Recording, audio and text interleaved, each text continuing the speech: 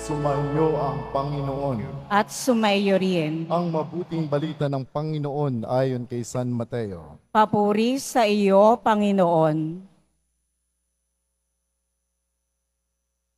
Noong panahong iyon, umalis si Jesus at sa kanyang paglakad, nakita niya ang isang taong ang pangalay Mateo.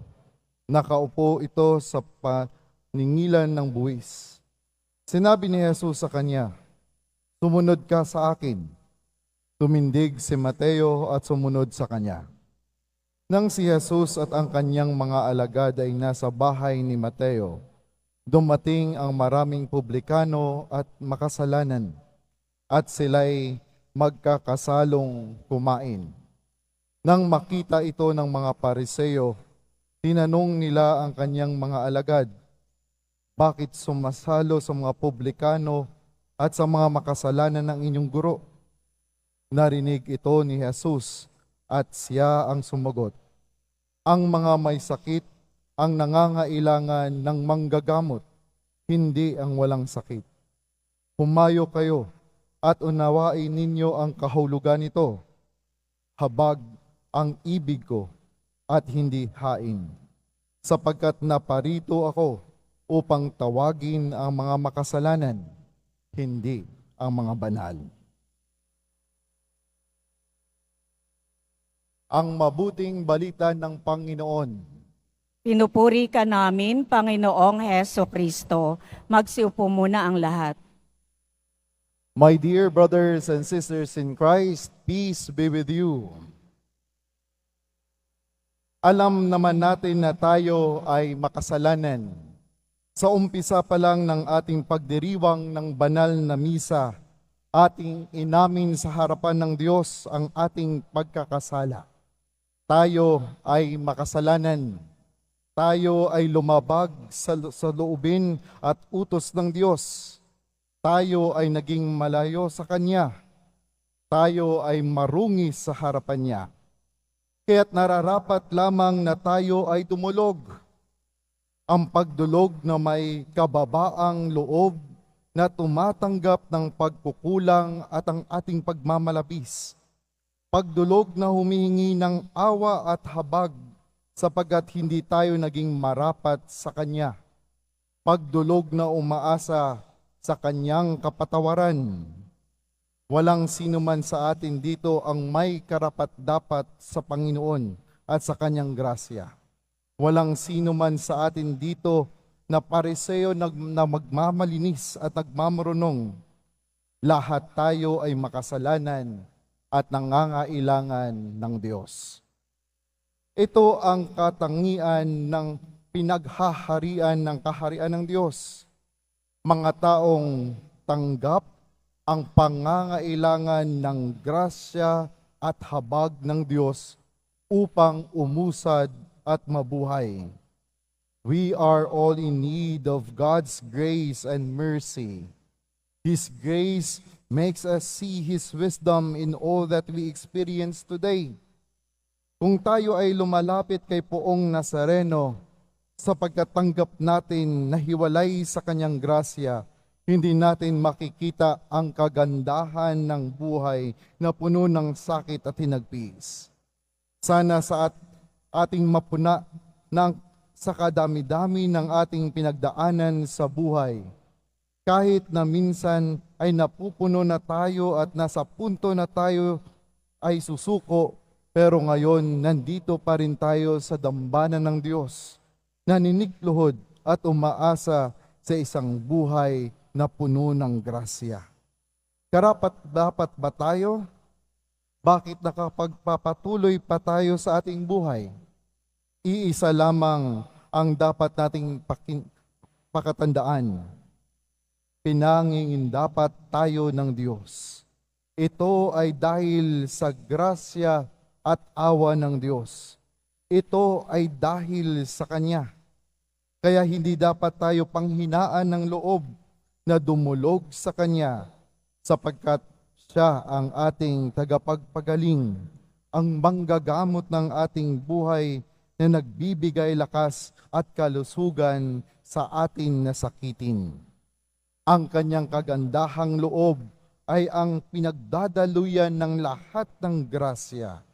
When we learn to depend on God, we will learn to live in His grace. And when we live in His grace, we are living the good news of His kingdom. And in His kingdom, we experience His mercy. Kung nasaan ang kanyang grasya, nandoon din ang kanyang habag. Let us always remember that it is not because of our sacrifices and offerings that we please the heart of God. It is not by mere human effort in the following of the law of the Lord that we are made to enter His heart. It is only through Him, with Him, and in Him that we become righteous and holy, capable of the divine. Pakatandaan natin ito, na ang ating debosyon ay walang kabuluhan at hindi magdudulot sa atin ng banal na grasya kung isasantabi natin ang mabuhay sa habag at awa ng Diyos. Sapagkat ang kasalanan ay hindi lamang paggawa ng hindi mabuti, kundi at mas lalong mahigit ang pagtalikod sa habag at awa ng Diyos. Ito ay pride, ang hindi pagtanggap sa kanyang kapangyarihan, sa kapangyarihan ng Panginoon na magpatawad sa sakramento ng kumpisal, ang hindi pagtanggap ng grasya ng kanyang kapatawaran upang magbago, ang pananatili sa buhay na makasalanan dahil sa kawalan ng pag-asa na maituwid muli ang buhay ayon sa kagustuhan ng Diyos. Ito ay tahasang pagtalikod sa kanyang awa at habag.